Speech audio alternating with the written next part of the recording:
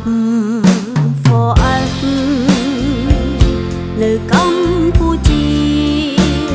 ដ៏ធំហេតុនេះមិនធ្លាប់មានបាក់សាស្លាប់តែឆ្លងជាស្ពានទេសចររុងរឿងសំដាច់ដែរចោ2050ចាក់ខុងវិស័យដែលបុកបានឆ្នៃចាក្រងទុកសេដ្ឋកិច្ចកម្ពុជាឆ្ពោះទៅមុខចាទុកសំដាច់បុក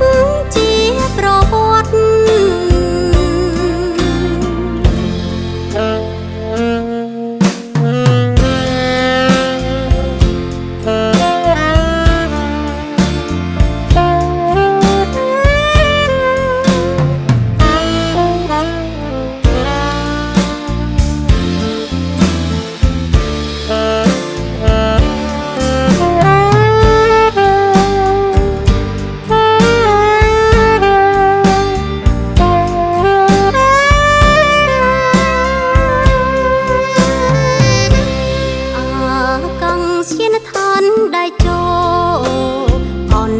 ជាតិលេចធ្លោ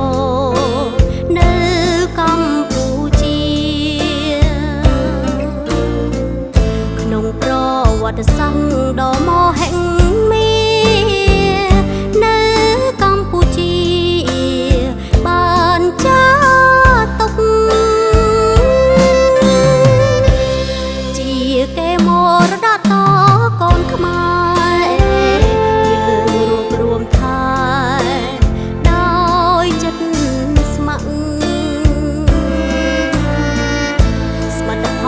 ដែលចូលដល់អមតៈក្នុងប្រវត្តិសាស្ត្រគ្មានទីប្រៀបលំដាប់ for us នៅកម្ពុជាដ៏ធំហេតុនេះមិនធ្លាប់មាន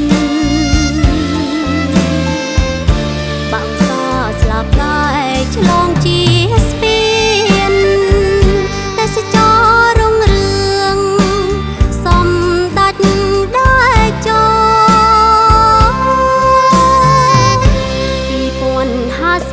2050ចាក់ខុងវិស័យដែលបុកបានឆ្នៃចាក្រងទុកសេដ្ឋកិច្ចកម្ពុជាឆ្ពោះទៅមុខ